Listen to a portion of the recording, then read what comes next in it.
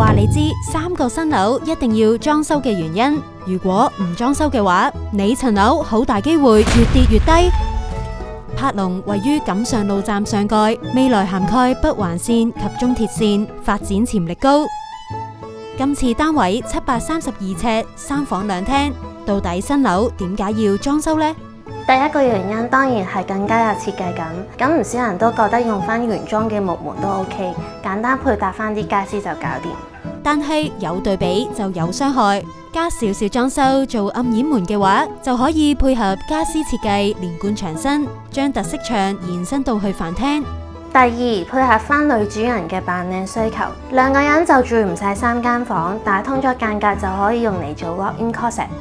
改動完，用盡落地玻璃嘅優勢，採光度同空間感大幅提升。衣櫃加入開放式設計，常用衣物隨手可得，打扮更得心應手。第三，提升單位價值，經過設計師精心佈局同埋規劃動線，價值就自然提升一個層次啦。買樓始終係長遠投資，住嘅過程享受到優質生活，到放售嘅時候，比起其他舊樓更有吸引力，買家都要爭住嚟睇樓啊！如果想睇多啲我哋嘅作品，記得要 follow 翻我哋嘅IG、Facebook page 啦。